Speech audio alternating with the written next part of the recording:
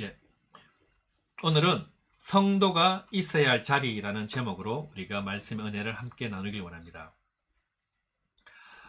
지난 주간 우리가 무척 더웠습니다. 근데 어제부터 갑자기 비가 이렇게 막 오더니 다시 좀 추워지기 시작했습니다. 이제 여름이 왔나 싶어서 조금 두꺼운 옷들을 이제 옷장에 넣어두고 얇은 옷들만 꺼내어서 놓았는데 다시 추워져서 조금 두꺼운 옷을 꺼내 입었습니다. 잠을 잘 때도 마찬가지입니다. 더워서 아주 얇은 호디불만 덮고 있다가 다시 두꺼운 이불을 덮고 잤습니다. 여름이지만 여름 같기도 하고 아닌 것 같기도 한 날씨입니다. 우리가 살아가는 세상은 이렇게 변화무쌍합니다. 날씨뿐만 아니라 정치, 경제, 사회, 과학 등 모든 분야에 있어서 빠르게 변화되고 있습니다. 이런 변화들을 미리미리 준비한다는 의미로 유비무환이라는 말이 있습니다.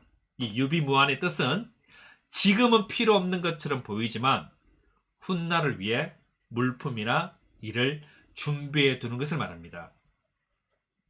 이런 유비무환과 반대되는 개념이지만 비슷한 뜻을 가진 말도 있습니다. 하로동선입니다. 여름하, 화로로, 겨울동, 부채선 이렇게 해서 여름의 난로, 겨울의 부채란 뜻으로 철에 맞지 않거나 쓸모없는 물건을 비유하거나 쓸모없는 준비나 재주를 비유하는 말입니다. 하지만 세상에는 불필요한 것이 없습니다. 모든 것이 다 쓰임받고 사용되어질 때가 있습니다. 단지 언제, 어디서, 어떻게 쓰이느냐의 차이가 있을 뿐입니다. 그래서 부채는 겨울이 아닌 여름에, 난로는 여름이 아닌 겨울에 필요하듯이 사람이 살아가는 데는 필요한 것들이 있고 필요한 곳과 때에 있어야 행복해집니다. 성경 잠언서 16장 4절에 보면 이런 말씀이 있습니다. 여호와께서 온갖 것을 그 쓰임에 적당하게 지으셨나니, 여호와께서 온갖 것을 그 쓰임에 적당하게 지으셨나니 라고 합니다. 사람도 동일합니다. 부모가 있어야 할 자리에 부모가 있어야 되고요, 자녀들이 있어야 할 자리에 자녀들이 있어야 합니다.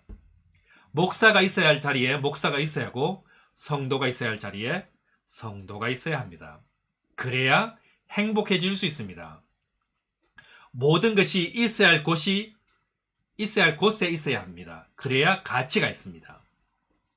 낙타의 진가는 사막에 있어야 나타납니다. 만약 낙타가 우리가 사는 동네에 걸어 다닌다면 사람들이 이렇게 이목은 끌 수 있겠지만 쓰임받지는 못합니다.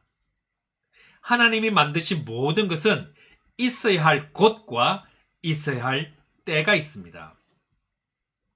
하지만 있어야 할 곳에 있지 않고 다른 곳에 있으면 흉물이 됩니다. 가치가 없는 존재, 쓰레기 같은 존재가 됩니다. 가치 없는 인생이 되어버리는 것입니다. 만약에 여러분이 캠핑을 간다고 가정해 보겠습니다. 캠핑을 가기 위해 여러 가지 물건들을 준비할 것입니다. 모든 것을 준비해서 캠핑을 갔습니다. 그런데 가져온 물건 중에 전기 드릴이 있다면 여러분 어떤 생각이 들겠습니까? 전기 드릴은 가정에 필요한 물건입니다. 매일 사용하는 것은 아닐지라도 우리 삶에 필요한 물건은 맞습니다. 드릴도 귀한 물건입니다. 하지만 이것이 캠핑에는 필요 없는 물건입니다. 만약에 부모님이 학교 직원도 아닌데 학교 교무실에 있다면 그것은 어떤 의미입니까? 보통은요, 부모님이 학교에 있다면 그것은 자녀가 사고를 당했거나 아니면 문제를 일으켰기 때문입니다. 만약에 우리 자녀들이 컴퓨터 관련 공부를 하는 것도 아니고 컴퓨터 프로그래머도 아니고 프로게이머도 아닌데 핸드폰이나 컴퓨터를 매일 과다하게 한다면 문제가 있는 것입니다. 일하듯이 필요한 때와 장소에 있지 않다면 가치 없는 인생, 가치 없는 물건이 될 수 있습니다. 우리 인생도 마찬가지입니다. 누군가가 당신에게 당신은 왜 살아갑니까? 당신이 있어야 할 곳은 어디입니까? 라고 묻는다면 당신은 무엇이라 대답할 것입니까? 내가 왜 밥을 먹는지, 내가 왜 돈을 벌어야 하는지, 내가 왜 잠을 자야 하는지에 대한 이유를 안다면 우리는 우리가 있어야 할 곳에 있게 됩니다. 우리 그리스도인들은요, 있어야 할 자리에 있어야 진가가 발휘됩니다. 성경의 다니엘은 자신이 있어야 할 곳을 지켰던 사람입니다. 왕이 전 국민에게 새로운 명령을 내렸습니다. 앞으로 30일 동안 왕 이외에 다른 어떤 것에 대하여 절하면 사자굴에 넣어버리겠다라고 공포했습니다. 왕 외에 다른 것에 절하면 죽여버리겠다라고 말한 것입니다. 그럼에도 다니엘은 있어야 할 곳, 있어야 할 때를 계속해서 지켰습니다. 다니엘서 6장 10절 말씀입니다.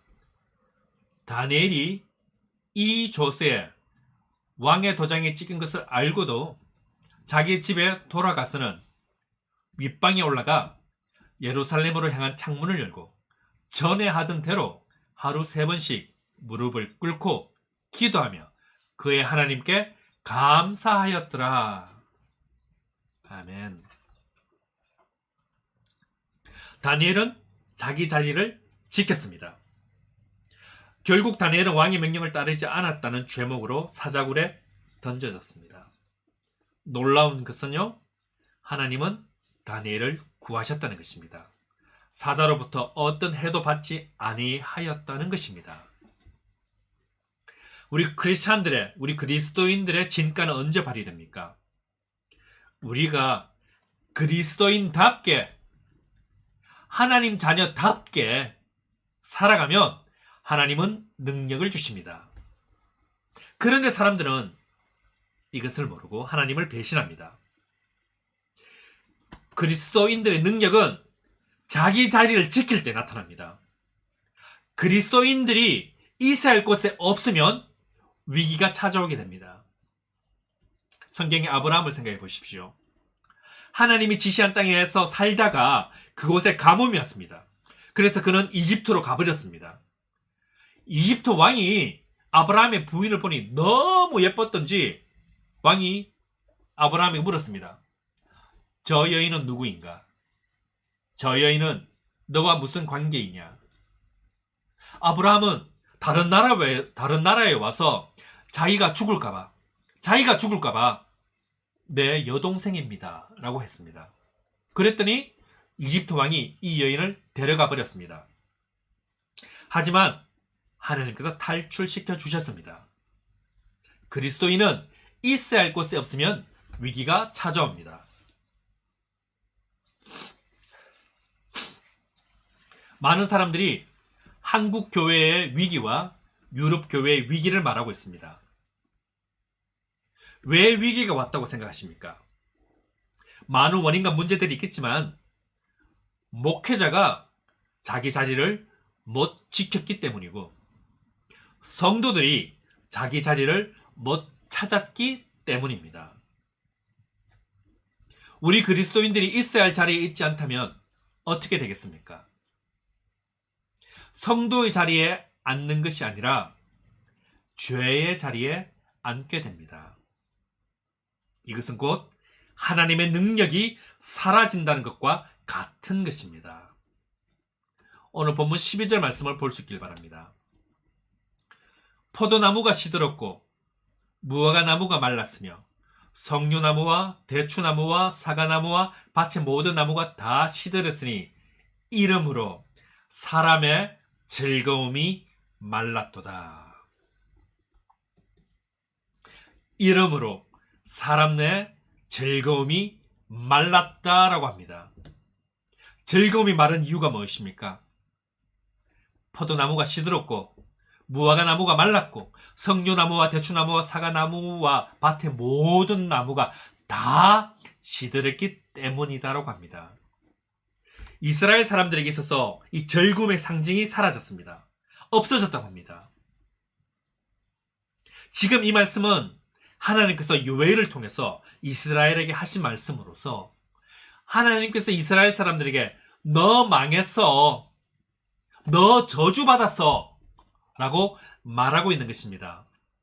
이것을 요즘 말로 하면요, 네가 좋아하던 돈이 사라질 거야, 네가 좋아하던 건강 없어질 거야, 너의 가정을 파괴시켜버릴 거야 와 같은 말입니다. 여기서 더 무서운 것은요, 하나님께서 행하실 저주의 방법입니다. 4절 말씀을 보도록 하겠습니다. 팥중이가 남긴 것을 메뚜기가 먹고 메뚜기가 남긴 것을 너치가 먹고 너치가 남긴 것을 황충이 먹었도다. 방금 보았던 이 4절에서 말하고 있는 이 네 가지 메뚜기, 이 네 가지 메뚜기는요, 원어적 의미로는 순서대로 갉아먹는 메뚜기, 때로 몰려드는 메뚜기, 핥아먹는 메뚜기, 먹어치우는 메뚜기라는 의미입니다. 방금 읽었던 이 네 가지 메뚜기는요, 네 종류의 메뚜기라기보다는 여러 성장 단계에 있는 한 종류의 메뚜기를 말하는 것입니다. 그러나 여기서 말하는 메뚜기는요, 실제적 메뚜기를 의미하는 것은 아닙니다. 구약의 다니엘서, 요엘서, 신약의 요한계시록은요, 모두 계시적, 묵시적 의미를 담고 있는 성경입니다. 여기서 말하는 메뚜기는 실제가 아닌 계시적 의미를 가진 것으로 앞으로 나타날 제국들에 의해서 이스라엘이 망하게 된다는 것을 의미하고 있습니다. 다니엘서에 보면 금신상을 통해서 이스라엘의 패망부터 나타날 제국들, 즉 바벨론, 그 다음 페르시아, 그 다음 헬라, 그 다음 로마를 상징하는 것과 같이 이 메뚜기 비유도 상통하는 것입니다. 하나님께서 이 메뚜기를 보내시면서 왜 이렇게 하십니까? 이스라엘이 있어야 할 곳에 있지 않았기 때문입니다. 하나님께서는 지금 이스라엘 사람들이 있어야 할 곳에 있지 않아서 혼내시는데, 이스라엘 사람들이 슬픈 이유는 따로 있습니다. 우리가 왜 메뚜기 공격을 받는지, 왜 아파야 하는지, 왜 슬퍼야 하는지, 왜 어려워야 하는지, 왜 내 인생에 아픔을 주냐고 묻고 있는 것입니다. 10절에서 12절 말씀입니다.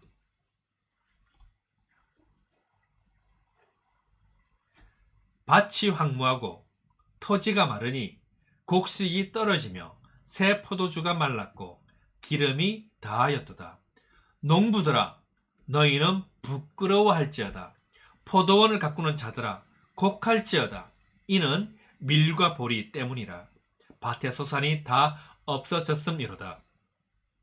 포도나무가 시들었고 무화과나무가 말랐으며 석류나무와 대추나무와 사과나무와 밭의 모든 나무가 다 시들었으니 이러므로 사람의 즐거움이 말랐도다. 사람들이 슬픈 이유가 무엇입니까? 이런 것들이 없다는 겁니다. 없어서 슬프다는 것입니다. 그 어디에도 그 누구도 하나님과의 관계가 무너져서 하나님과의 관계가 사라진 것에 대해서 슬퍼하며 우는 사람이 없습니다. 이 시대 수많은 그리스도인들이 이렇게 살아갑니다. 돈이 없어서 슬프고요, 좋은 직장 못 가서 슬프고, 성적이 나빠서 슬퍼합니다. 각자 이런 저런 이유로 슬퍼합니다. 정작 중요한, 진짜 중요한 하나님과의 관계가 멀어져서 슬퍼하는 사람이 없습니다. 이스라엘 사람들도 우리도 돈을 믿었고 무화과 나무와 포도나무를 사랑했던 사람들입니다. 이러면 안 됩니다. 하나님을 믿으셔야 합니다. 하나님을 사랑해야 합니다. 하나님께서 당신에게 이런 질문을 한다면 당신은 무엇이라 대답할 것입니까? 내가 준 포도가 좋아? 아니면 하나님이 좋아? 이제 당신은 무엇이라 대답할 것입니까?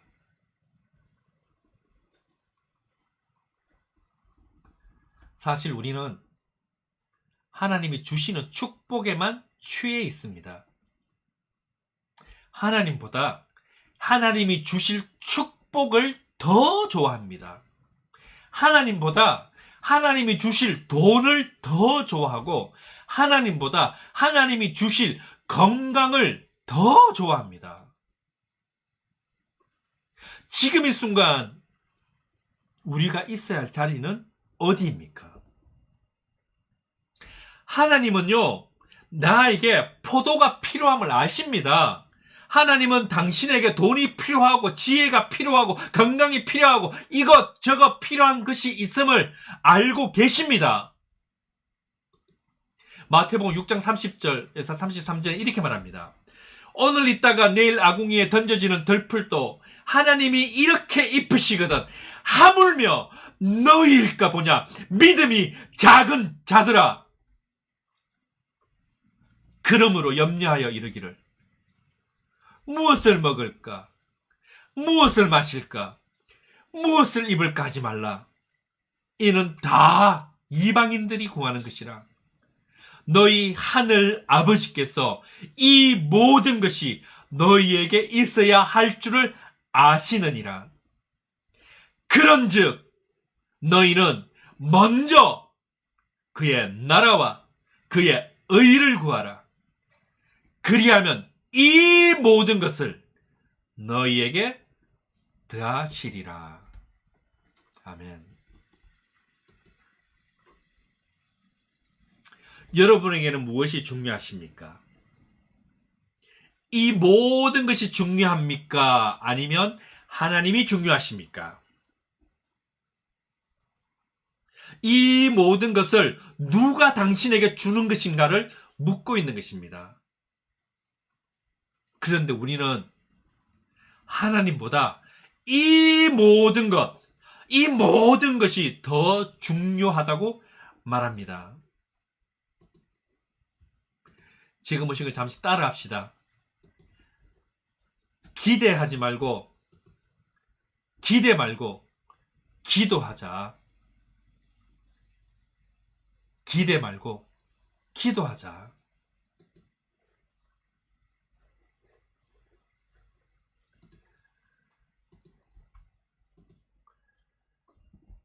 당신이 바라고 원하고 기대하는 것보다 하나님을 기대하며 기도하시기 바랍니다. 이곳이 저와 당신이 있어야 할 자리입니다. 당신에게 돈 10파운드가 필요한데 당신은 홈리스를 찾아갈 것입니까? 아니면 부모님께 찾아갈 것입니까? 당연히 부모님께 찾아갈 것입니다. 당신에게 필요한 것이 있는데 능력 없는 사람에게 찾아갈 것입니까? 아니면 능력 있고 이 모든 것을 주실 수 있는 하나님께 찾아갈 것입니까? 선택은 당신이 하는 것입니다. 선택은 당신이 하는 것입니다. 하나님이 당신보다 능력이 없다고 생각하십니까? 하나님이 당신이 가진 것보다 적게 가졌다고 생각하십니까? 하나님이 당신이 기대하는 것보다 작은 존재일 것이라 같습니까? 하나님은 이 모든 능력보다 능력 있는 분입니다. 그런데 왜 우리는 하나님께 기도하지 않습니까? 왜 우리는 하나님께 믿음을 보여드리지 못합니까? 우리가 있어야 할 자리에 있다면 하나님은 그곳에서 일하실 것입니다. 당신의 그 기도의 자리에서, 당신의 이 예배의 자리에서, 당신의 회개의 자리에서부터 하나님은 그곳에서부터 일하실 것입니다. 그곳에서부터 당신을 만지시고 변화시키시고 치료해 주시고 고쳐 주십니다. 당신이 있어야 할 자리에 있다면 그곳에서부터 큰 길을 만드시고 큰 기적을 행하실 것입니다. 이런 분이 하나님이십니다. 어둠 속에서 빛으로 오셔서 당신을 지켜주시고 인도해 주실 것입니다. 비록 당신에게 보이지 않아도, 당신이 느끼지 않아도 하나님은 당신을 위해 일하십니다. 본문의 이스라엘 사람들은요, 믿어야 할 것을 믿지 못했습니다. 있어야 할 곳에 있지 않았습니다.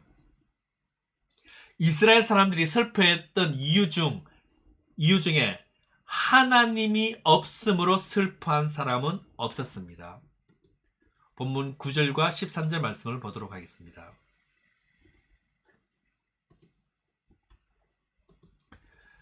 소제와 전제가 여호와의 성전에서 끊어졌고 여호와께 수종 드는 제사장은 슬퍼하도다.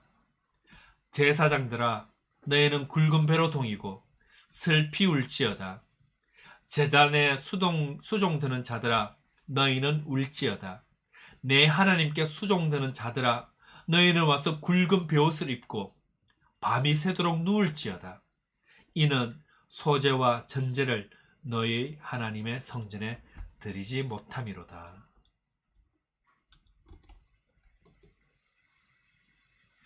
이스라엘의 소제와 전제가 끊어졌다라는 것은 예배가 없다, 예배가 죽었다라는 것입니다.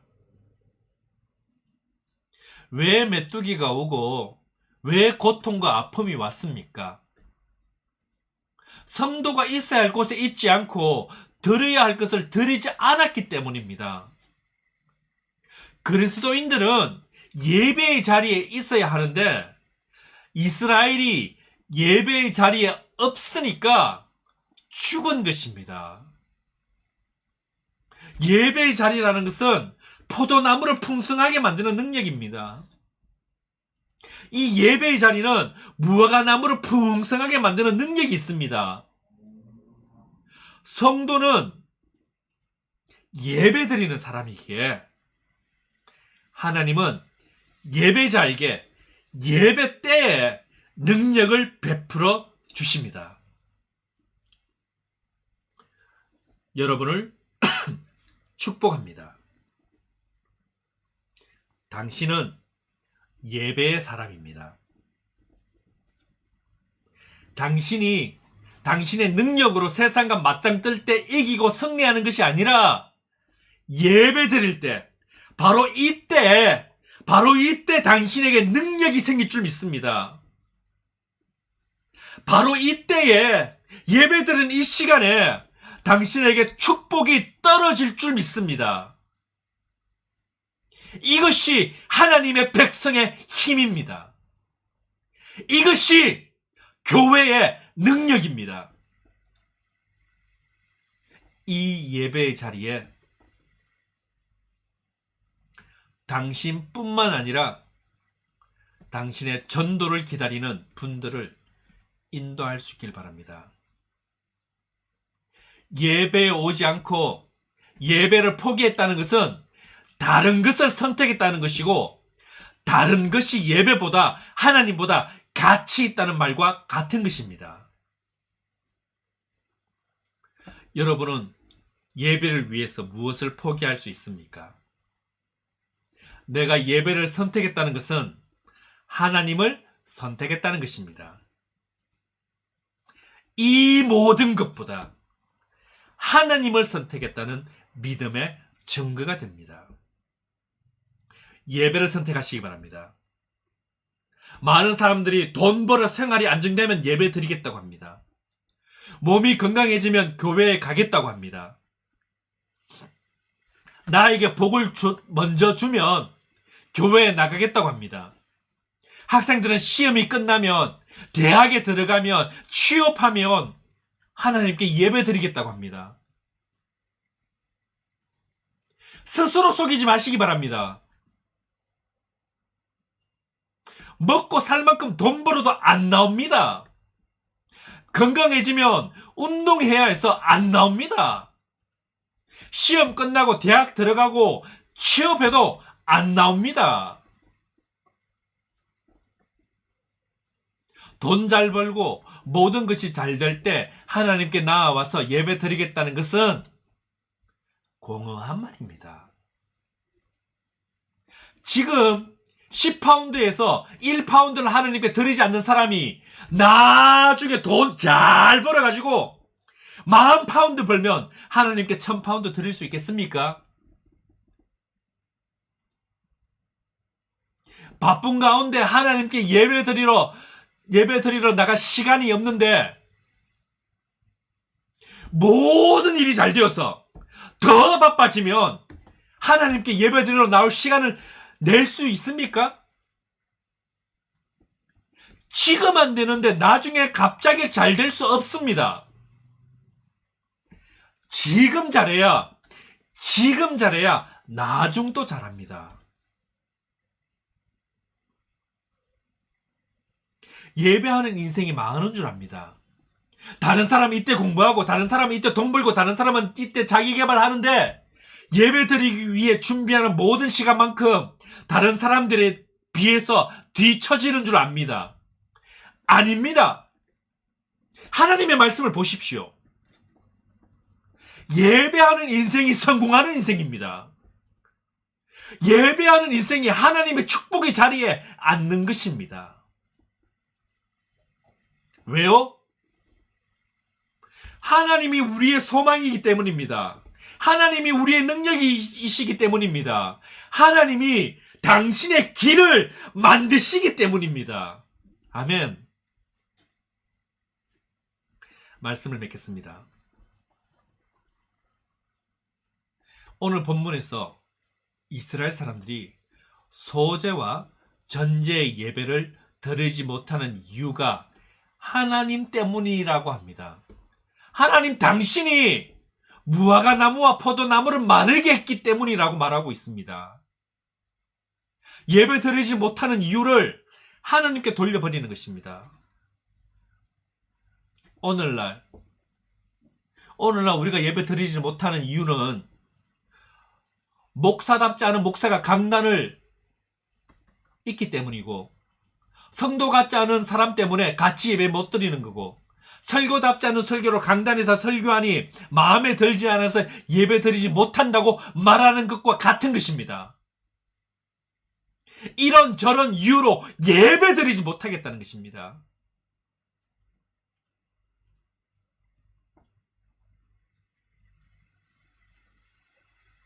예배 못 드리는 문제가 내가 아니라 하나님 당신 때문이라고 하나님께 그 이유를 돌려버린 것입니다.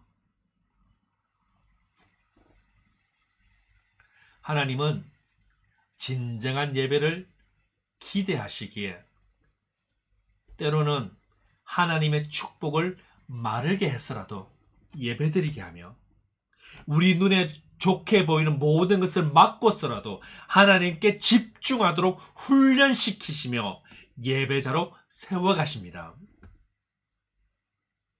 예배가 왜 예배되지 못합니까? 혹시 예배가 익숙해서 그런 것이 아닙니까? 매주 드리는 예배, 매주 듣는 설교가 당신을 변화시키지 못하는 이유가 있습니까? 마음이 열려질 수 있기를 간절히 바랍니다.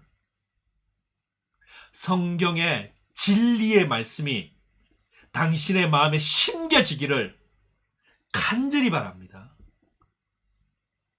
우리가 세상을 이기는 방법은 무엇입니까? 실력? 아닙니다. 우리가 있어야 할 곳에, 있어야 할 때에 있어야 합니다.